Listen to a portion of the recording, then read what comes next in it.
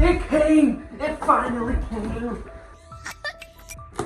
Extremely dangerous. Keep out of reach of children. The big one. Welcome to Free Pilot Training. I'm Josh, and this is my brother-in-law, Justin. We just got this brand new headset from Faro Aviation. This is their G3 headset, and we're about to fly down from Palmer, Alaska, all the way down to Montana. And so I thought this would be a really good opportunity to test out one of Faro's. I think this might be their top-of-the-line headset. This headset is roughly $750 on Amazon, and that's about $500 less than the Bose A-20s. So today we're going to test it out and see if a $500 cost savings is worth it. All right, so let's open this thing up and take a look and see what's inside here. All right, so user manual, we don't need that. I'm just kidding. We'll take a look at that here in just a second. But one thing about Faro is that, I've said this in the past on another headset review, is that it doesn't come with the normal carrying case. And for me, that's not really a big deal because I have a flight bag. And so this little baggie right here, it'll probably never see use again. You could probably fit a small head in there or something. I don't know. But I probably won't be using that. Is there something else in there? Yes. Okay, so this is, okay, it's a USB-C cable. Huh, that's interesting. We'll see what that is for here in just a second. Let's see. Some bubble wrap for you to play with here, Justin. All right, so open this thing up. And one of the big things right off the bat is that, wow, that's really distracting. This headset is carbon fiber, and so carbon fiber is supposed to be a little bit more durable, but I think this headset actually weighs 9 ounces, so this one is almost half the weight of their G2. So if you're flying for a really long period of time, the weight of that headset can actually kind of push down on your head, so that's kind of nice. In fact, I would say that this is probably a little bit lighter than the Bose A-20. I'll have to look that up and put it down here below to so you guys can compare the two. But this guy's only 9 ounces, so that's really nice. Now I got Justin over there reading up on how to use this headset. I'll talk to you guys through some of the quality and the craftsmanship on this guy. Just like the G2, this headset has the faux leather, which is super nice to keep your ears from sweating. Some of the cheaper headsets are plastic, and those really seal in that moisture, and my head starts sweating quite a bit when I use those. This is covered on the inside here. It covers the actual speaker, so that's really nice. And the microphone is supposed to be noise canceling. So I don't know if the G2 was noise canceling or not, but this one is supposed to be. And so I wonder if the sound quality will be better.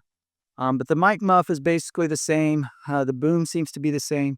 You still have the click type adjustment where it seems to hold in place really, really well with the click type. And then the boom is also very flexible to go where you need it to go. And this one also swings through the bottom to give you 360 degrees of, if you wanted to use it left hand or right hand, you could do that just depending on what you're wanting to accomplish or which seat you're wanting to sit in. As far as the quality of the rest of the headset's concerned, it's really similar with the exception of the carbon fiber. And like I said, the carbon fiber is supposed to be a little bit tougher. I don't know if that's really true or not, but I'll take somebody else's word for it. Now for the top here, this also has the head cushion that you can take off, and you can pull this off and actually wash this if you wanted. So that's super nice. This is just like the G2, so there's really no difference here. Yeah, so I know these headbands can get really stinky if you sweat a lot, and especially in hot, the South and stuff during the summertime. That's really important that you want to have like a cloth one of these that you can actually remove and do that, because these can get really disgusting. And some of the plastic ones can crack and chip and stuff, but this one's not like that. Cord's pretty standard here. This one does have a clip. And one thing you're going to get into is these control boxes like this do kind of get in the way. So a clip like this is really nice to manage where you put this guy. And this controller is actually a little bit bigger than the G2. So I'm not super excited about this big controller, and this is definitely a little bit bigger than the one on the Bose A-20. So if you don't like a big controller, you may not like this. But what I do like is that the controller is pretty close to the plug, so that's helpful because it basically just hangs from that point. Now this controller, it's pretty close. It's pretty standard to some of the other controllers you have. You have the left and right adjustment here. You can turn it on and off with this button. And like I said, I'm not a huge fan of these type buttons. I would rather have a switch type. but it's fine. I've used this type quite a bit. And this particular headset actually has Bluetooth. So if you wanted to talk on the phone or something, you could connect it via Bluetooth, and then you could talk on the phone here. And that's super handy because I don't know if you've ever talked on the phone in an airplane, but it's almost impossible if you don't have Bluetooth capability. Now, if you do have a G2, they do make adapters that you can plug in straight to one of these. I think they're about $15 on Amazon. And then you could plug it straight into the airplane from there. So that's like $15 versus, an $800 headset versus like a $350 headset. So if you're just wanting to save money, that's probably the way to go. But for this particular headset, it is better with the carbon fiber and it's a little bit lighter. And then you can plug in like aux cables and stuff. But why would you do that if you already have Bluetooth? I don't know. I guess if the phone you're listening to doesn't have Bluetooth capability, then you have that capability. And then you also have a USB power. And the instructions don't really say anything about this, but what this is you could potentially use rechargeable batteries, I guess, or just power the controller off of USB. The instructions do say not to use rechargeable batteries. I think it doesn't really perform quite as well, but I think you could if you really, really needed to. Yeah, USB power in a case, because a lot of times these batteries, this controller is supposed to last 40 hours, but if you were to run out of batteries, sometimes you just want that ability to turn the noise canceling on, and that is super handy. And so for the noise canceling, this is supposed to have the same noise canceling features as the G2, up to 52 decibels of noise canceling total, active and passive together, so a total of 52 decibel reduction. Like I said in the G2 video, that's a little bit better than the Bose A-20, but what you get usually with those more expensive headsets is better fidelity. So typically their speakers are a little bit better, so it's a little bit more clear, but the noise canceling is typically a little bit better with one of these. And so that's a big advantage with this particular headset.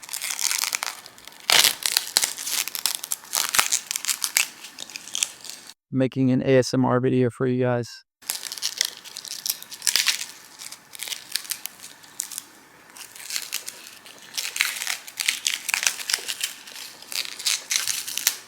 All right, so this headset does take 2 AA batteries, and that's pretty standard for most headsets. But I wouldn't buy a headset that took some weird batteries, because you do go through batteries pretty quick in a headset like this. This one says, I think, 40 hours, like I mentioned.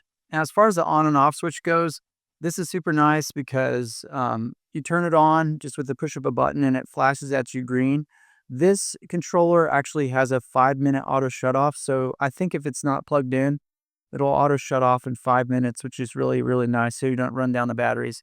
But when you go to turn it off, it's super obvious that it's turning off because it flashes red at you there. Some of these controllers can be difficult to tell whether or not they shut off, and then you run the batteries out and then you don't have noise canceling. That can be really irritating.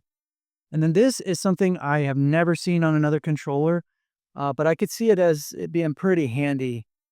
And what this does is you have an A, B, and C mode here. Now, B, I think, is the standard mode where all audio sources are played together. And then you could turn it up to A here, and you could actually mute the Bluetooth and the aux. So if you had your phone plugged in here, or if you had the Bluetooth on, it would actually mute those, so you could listen to ATC, and you wouldn't have to worry about music or anything at that time. So if you're getting distracted, you could flip it up to A real quick, and you wouldn't have to worry about it. And then C down here is when you only have intercom, so you could actually mute out ATC, and maybe that might be beneficial if you're a student and your instructor is trying to give you vectors or something, and you just don't have the brain bites to talk to ATC. So that could be handy too for students. But B here is typically what you're going to be operating in, because that gives you all the audio available. So that's super handy. That's something that I don't even think the Bose A-20 has. So if you're looking for something extra and shiny, that's it on this headset. All right, so let's get out to the airplane, and we're going to get started on our trip from Palmer, Alaska down to Billings, Montana. Hope you guys join us on that journey. Man, these noise canceling are really good. You're busting my eardrums out, Justin. What? Clear.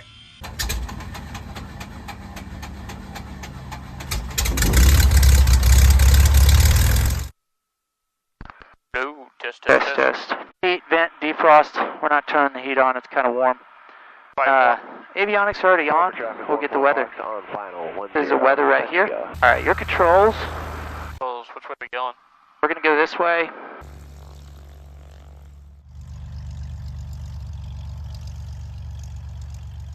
Got to taxi back. They must have closed this runway early. We'll take off on runway 10 then. Because this runway wasn't supposed to be closed until 1500, but apparently they've already closed it. It looks closed. So just turn right at this first taxiway up here. Okay. All right, you're clear. Okay. Final's clear. He just called clear on the radio. We're ready to go. All right. Palmer traffic, Skyhawk 314 X-ray taking 10 for a northeast departure, Palmer. Right. You don't need to stop, just go. All right, oil pressure's in the green, airspeed's coming alive. Got a slight right to left crosswind. That's looking good. Gentle on the controls, we are kind of heavy.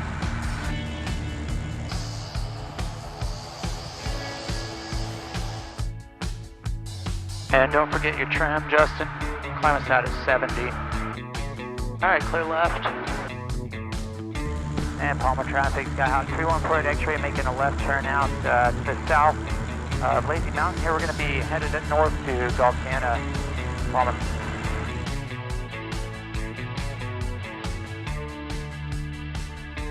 Are we just kind of flying between the mountains there? Yeah. Okay. What altitude are we shooting for? We're going to be shooting for 5,500 feet. Okay. So kind of stay to the right over here, or the river. Okay. And we're climbing to 5,500. We're going to Galcana, which is P-A-G-K. There it is. Activate. All right, so now follow the purple line. Just stay left of that mountain. Don't run into it. And so this first leg today, we're going to be flying for about 420 miles, so about 4.5 hours. But for this first leg, it's only about an hour and 10 minutes or so. Hey, so it took a little bit of time getting out of there because somebody has actually crashed up here.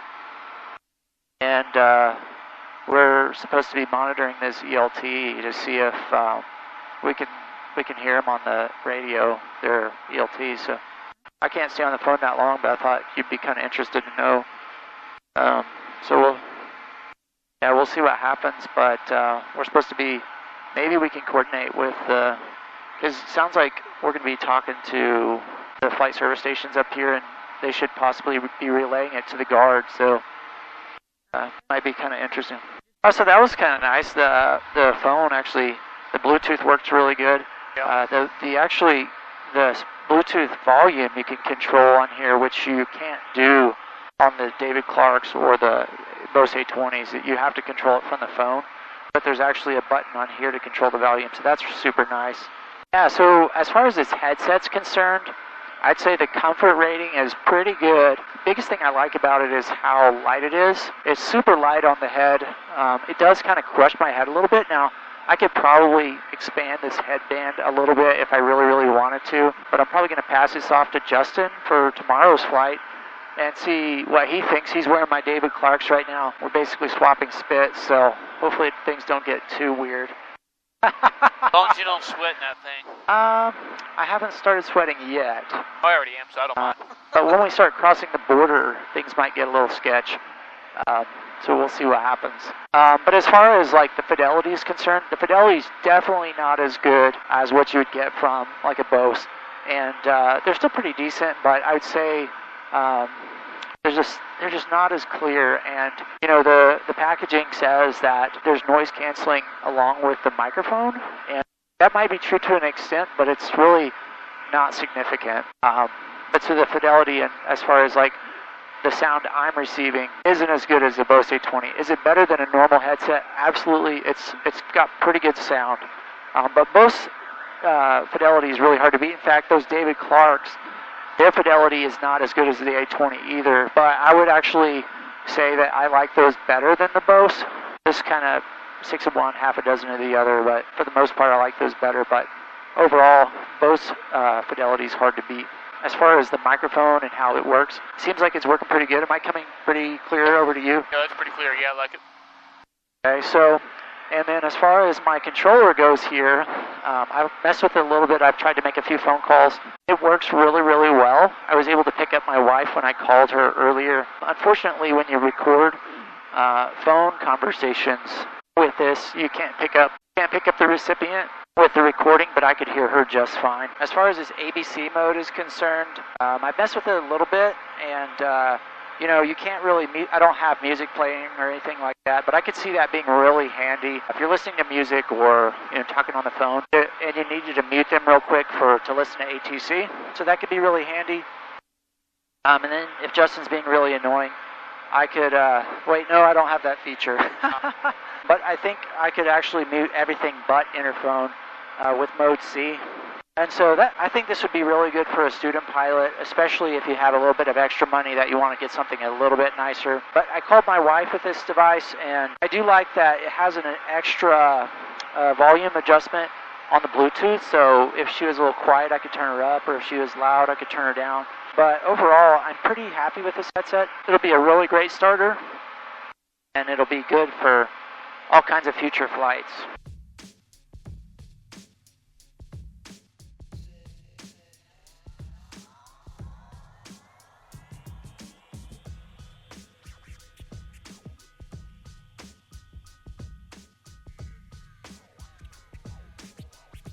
Not too bad. Landed a little long, but whatever. 3148 X-ray at the end of the runway, exit left on taxiway Alpha, cross runway 32 right on Alpha. Once you reach the apron, contact ground 1219er. Exit the end at Alpha, cross 32 left at Alpha. We'll contact ground at the apron, 314 X-ray. Roger. We made it to Whitehorse. Zell's 55 knots. I'm just going to be real gentle.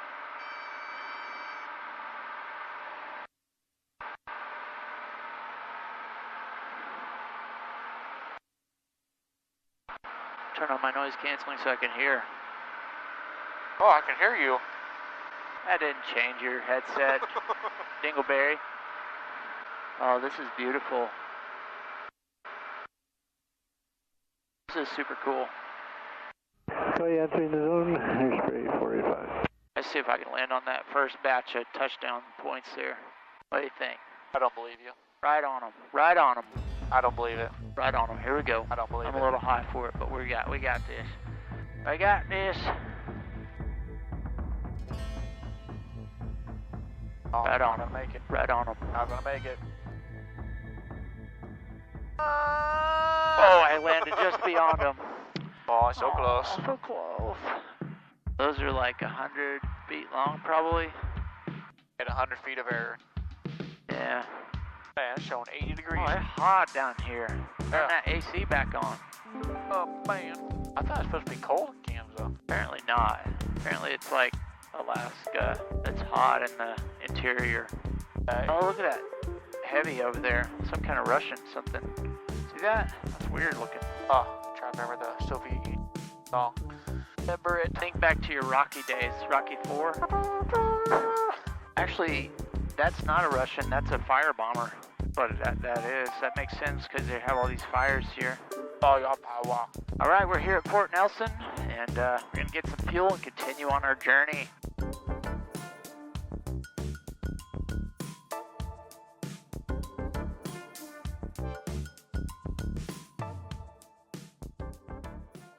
Clear prop.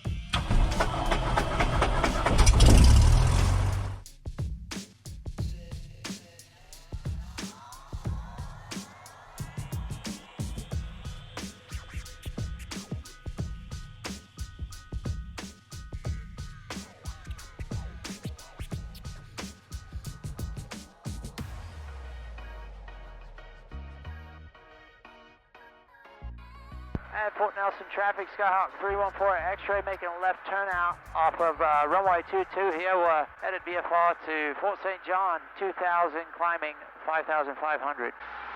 Port X-ray, roger, report 5 miles out. 314 X-ray. They said report 5 miles, and that's just what we'll do. Yes, So this is day 2 wearing this headset, and it's definitely not as good as the David Clack One-Xs or the Bose A-20s, but it's pretty comparable. Definitely worth $800, I'd say. The Bluetooth works great. The noise canceling works great. I'd say you really have to have the noise canceling with this one. It's really difficult to hear if you don't have the noise canceling on. But the noise canceling does do really, really well. And like I said before, the fidelity of like the sound coming in, and it's not quite as good, but it's still pretty decent. And definitely better than the G2s, especially with the Bluetooth capability. If it were me personally, and I didn't have a ton of money, I'd probably buy the G2 over these just because they're like half the cost. But these are still a great headset. And the best part, I think, is that they're super duper light, and they are lighter than those, and I think they're actually lighter than the Bose A-20s, but overall, they're a really good headset.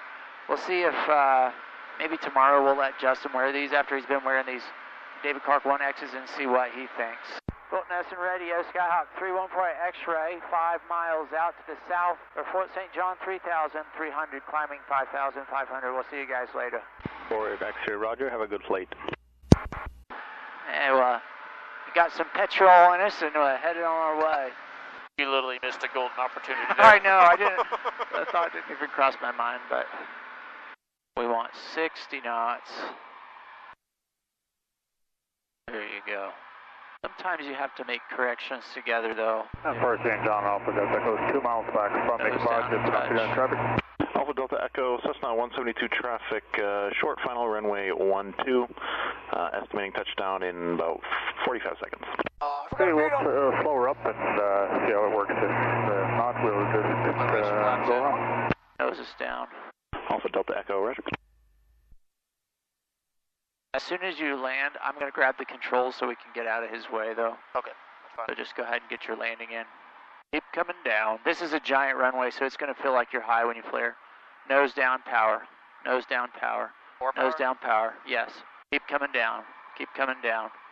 All right, now you can start pulling that power out. Nose down. Nose down.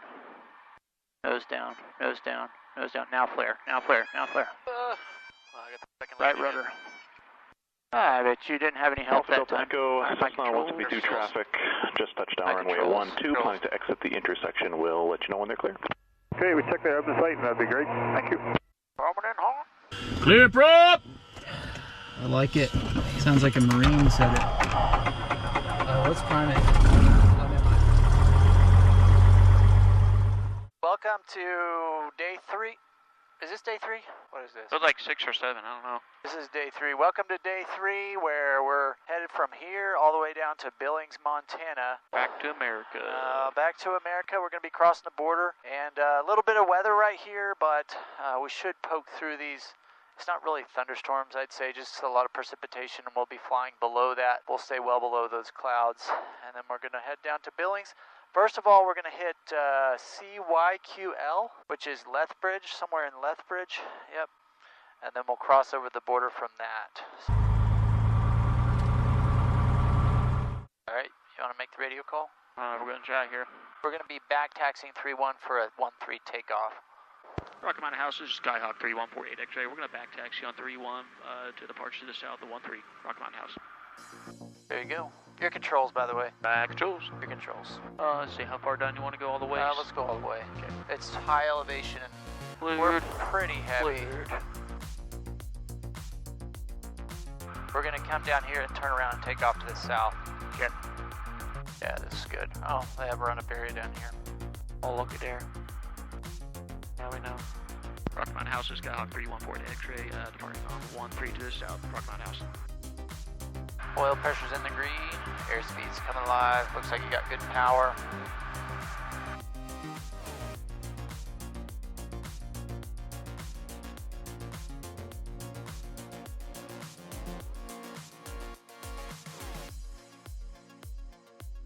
Say something? Say that? Say something? Yeah, your sensitivity is just turned up too high. Okay. It's all good. Okay, so one of the things I want to do If we were to fly just directly there, we're going to basically go through Calgary, which I don't want to do. So let's do a heading of roughly, there's some airspace down there we want to avoid too. So let's do like a heading of 172. So we'll avoid that Calgary airspace there. Yeah, 172 is a pretty good heading to go, so right turn to 172 roughly. What is that airspace right there? I don't know what type of airspace that is, but we're going to avoid it because, I don't know, when in doubt, go around. Plus, we do have a lot of precipitation in front of us too. Yeah. Ideally, we don't want to go through that. There's nothing red. There's just a little speck of yellow, which we definitely don't want to go through, but it'd be better if we just didn't go through any of that, so Justin, now that you've changed me headsets, what do you think about that Faro G3?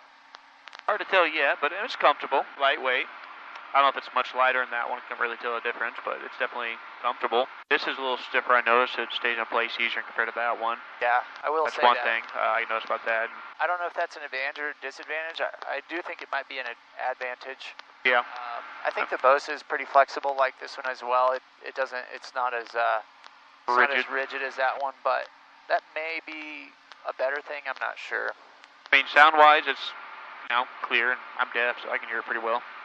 I mean, that's comfy. Now that I have this headset on, though, I will say that the fidelity that I'm getting in the sound quality I'm getting in my ears is slightly better.